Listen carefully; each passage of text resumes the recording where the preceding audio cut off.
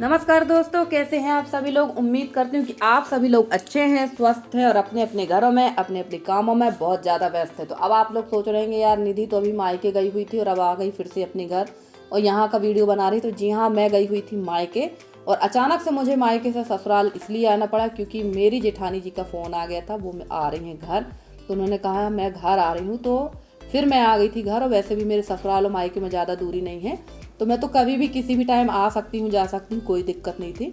तो मैं आ गई थी घर और घर आने के बाद जो घर की हालत मैंने देखी तो मैंने तो अपना सिर ही पीट लिया, क्योंकि घर की स्थिति जो थी ना वो देखने लायक थी। सच बात है, कितना भी लोग कह लें कि यार हम काम कर लेंगे हम काम कर लेंगे, पर घर हमेशा औरतों से ही बनता है। तो मैं जब सुबह उठकर यहाँ पर आई थी गाय वगैरह लगाने के लिए, जब मैंने यहाँ देखा सार का हाल, तो इसका हाल जो है बेहाल था। यहाँ 3 दिन का गोबर इकट्ठा रखा हुआ था। तो मैंने गाय वगैरह लगा ली, तो सबसे पहले मैं लग गई थी यहाँ की सफाई करने के लिए, क्योंकि यहाँ का हाल मेरे से देखा नहीं गया। गोबर काफ़ी पड़ा था और हमारे जो पुराने बुजुर्ग थे, पुराने बुजुर्ग क्या बुजुर्ग लोग थे, वो कहते हैं कि गाय का जो गोबर है ना सार में हमेशा नहीं डाले रहना चाहिए, जल्दी से जल्दी इसकी सफाई कर दो उतना अच्छा रहता है।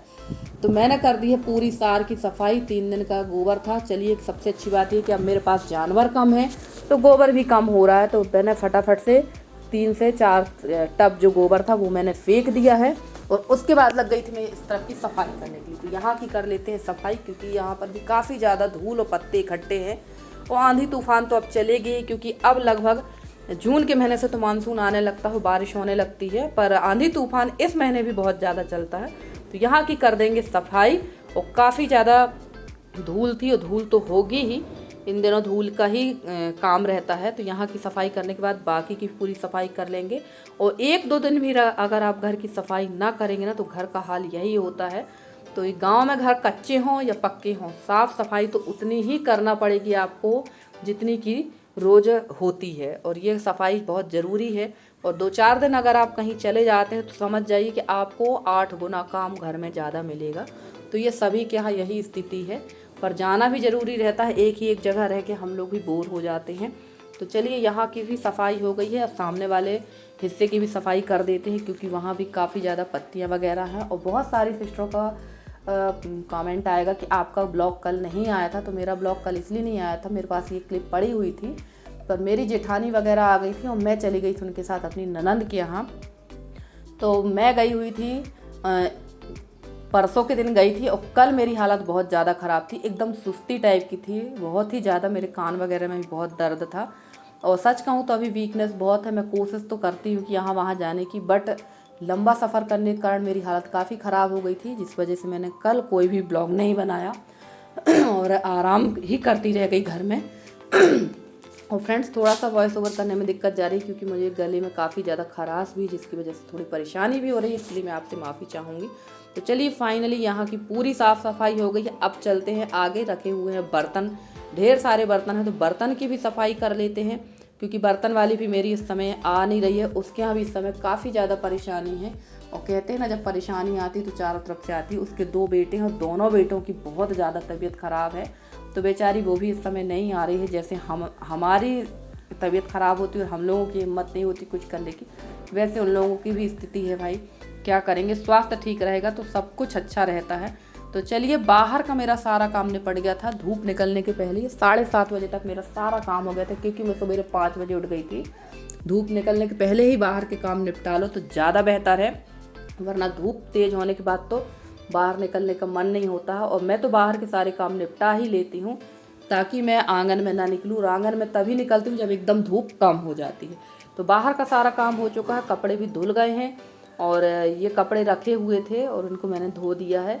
और इसके बाद मैं आ गई थी अंदर, नहा धोकर पूजा पाठ करके मैं अंदर पहुँच गई थी। और ये वीडियो कल का है, यानी 9 जून का है, और 9 जून को रहती है मेरी शादी की सालगिरह। तो मैंने कहा चलो कुछ बना लेते हैं। तो मैं यहाँ बनाने लगी थी प्याज के पकौड़े।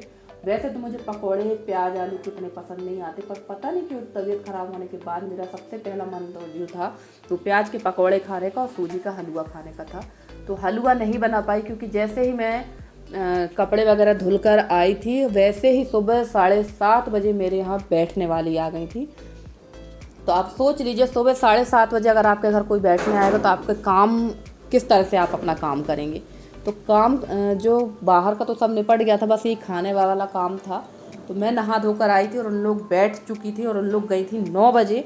तो 9 बजे मैं नहाकर आई सीधे अंदर और मैंने की सबसे पहले पूजा पाठ, क्योंकि पूजा पाठ करने के बाद ही काम शुरू करो तो ज़्यादा बेहतर है। चेंज कर रही थी मैं अपनी रूटीन, पर हमारे यहाँ ऐसा ही होता है, कोई ना कोई सुबह से आ जाता है और सुबह से जब कोई आ जाता है ना तो काम बहुत ज़्यादा प्रभावित होता है।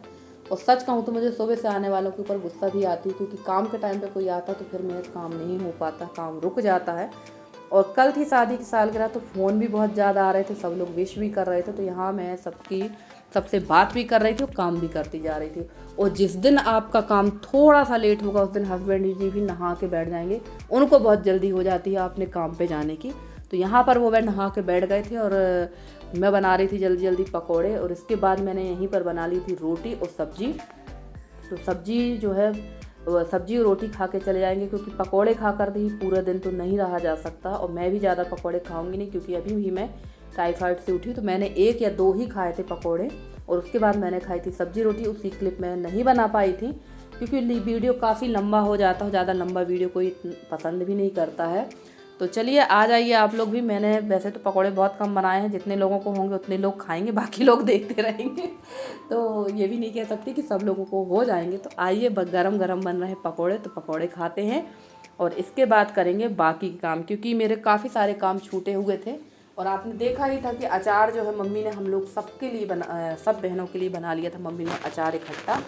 और हमारी एक सिस्टर जी कह रही थी, चंद्रिका दीदी, कि आंटी ने बहुत अच्छा अचार बनाया। तो सच में मेरी मम्मी बहुत टेस्टी अचार बनाती है, चाहे वो आम का हो, नींबू का हो या किसी भी चीज़ का अचार हो, मम्मी अचार बहुत स्वादिष्ट बनाती। तो हम लोग सबको ही ले आए थे मम्मी के यहाँ से अचार।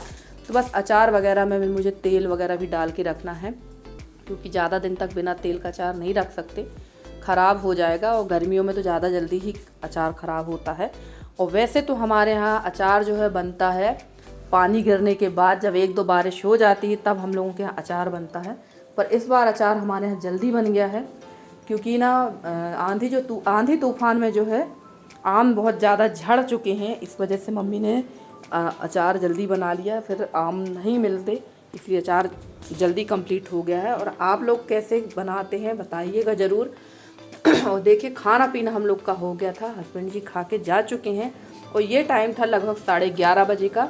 और यहाँ मैंने ख़रीदा है सरसों का तेल, पूरा 1 टीन ही उठा लिया है, ये 15 लीटर का है।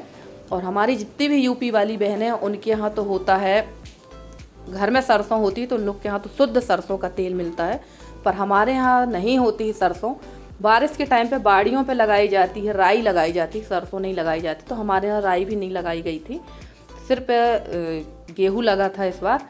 तो इसमें ये जो है मैंने लिया है तेल ख़रीदा मार्केट का, ये शुद्ध कच्ची घानी का तेल है और तेल बहुत अच्छा था ये सरसों का, क्योंकि हमारे यहाँ आसपास मिल है सरसों के तेल की, तो वहीं से हम लोगों ने ले लिया है। और ये मैंने 5 लीटर का निकाल लिया और बाकी निकाल लिया कढ़ाई में, क्योंकि मुझे गर्म करना है तेल और डालना है अचार पे। तो हम लोग जो है जब भी अचार पे तेल डालते हैं ना, तो तेल को पहले गरम कर लेते हैं और काफ़ी गरम करके खौला लेते हैं। तो इससे ना राई का जो तेल की तेजपन रहता है वो कम हो जाता है और डाल देंगे। तो ये नया वाला अचार है जो मैं मम्मी के यहाँ से लेके आई थी, और ये है मेरा पुराना अचार, इतना बचा हुआ है। तो इसमें ना कुछ अचार की ऊपर की जो कलियाँ थी, क्योंकि तेल हो गया था कम, तो थोड़ा सा 1-2 कलियाँ जो है सफ़ेदी आ गई थी, तो उसको निकाल देंगे और ऊपर से नमक डाल के इसमें भर देंगे तेल। क्योंकि अचार जो है ना तेल के में ही चलता है, और तेल बहुत ज़्यादा मात्रा में होना चाहिए और नमक भी थोड़ा अचार में ज़्यादा होना चाहिए, तभी अचार चलता है। अगर नमक की कमी होगी, तेल की कमी होगी, तो अचार बहुत जल्दी ख़राब हो जाता है। तो फाइनली मेरा ये काम भी कंप्लीट हो गया और इसके बाद मैं फिर चली जाऊंगी अपने मायके, क्योंकि 1-2 दिन अभी मैं और रहूँगी। मेरी बहनें भी आने वाली हैं, तो हम लोग सब बहनें मिल के रहेंगे। तो यहाँ का मैंने जो ये वीडियो बनाया था वो मैं आप लोग के साथ शेयर कर रही हूँ। और फ्रेंड्स, आप लोगों को मेरा वीडियो कैसा लगा ज़रूर बताइएगा कमेंट करके। अगर आज का वीडियो अच्छा लगा हो तो कमेंट करिएगा, शेयर करिएगा। मैं पूरी कोशिश करती हूँ कि आप लोगों के लिए बहुत अच्छे से अच्छे वीडियो लेकर आती रहूँ। तो चलिए, ये है यहाँ ये बन गया है हमारा अचार भी कंप्लीट हो गया। ढक्कन लगा के इसको रख देंगे। तो एक काम से तो मैं निश्चिंत हो गई हूँ। और आज का वीडियो अगर अच्छा लगा हो तो प्लीज़ कमेंट करिएगा और आप भी बताइएगा कि आप लोग किस तरह से अचार रखते हैं। चलिए फ्रेंड्स, मिलते हैं अगले वीडियो में, तब तक के लिए bye bye and take care.